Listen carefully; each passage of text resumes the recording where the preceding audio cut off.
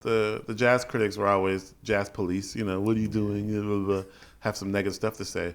So it wasn't until I won R&B album of the year with that album, Black Radio, then the jazz police were like, wait a minute, he's ours.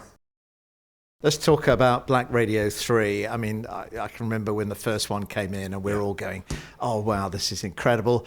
I only just learned that you put it into an R&B category at the Grammys because I was a jazz musician. I am a jazz musician. I'm a musician of all sorts, but, people knew me as a jazz musician. That's what I got signed to the record label for, and I put out jazz albums. So when it was time to put out this record, they were just thinking, oh, well, you're a jazz musician. My label at the time, they're like, put in the jazz category. And I was like, no, because my label they're not the ones on the street knowing what the temperature is on the street.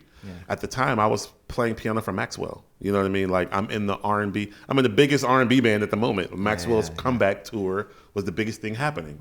So I'm in literally R&B world in that point in time, and hip hop world in that point in time. So I knew the streets were buzzing and everybody was talking about Black Radio, and I knew I had a better chance of winning or getting nominated in that category than the jazz category, because the jazz people in the jazz room, they weren't going to understand Black Radio. No. They didn't understand Black Radio. You know what I mean? Because it wasn't a jazz record per se. It was a R&B hip hop record with sprinkles of jazz. You know what I mean?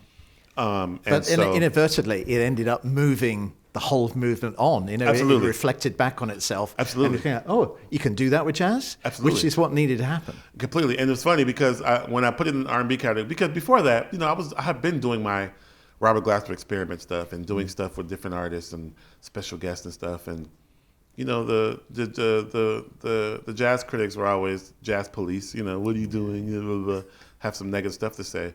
So it wasn't until I won R&B album of the year with that album, Black Radio, then the jazz police were like, wait a minute, he's ours. Then I became the jazz community. Like, oh no, he's ours.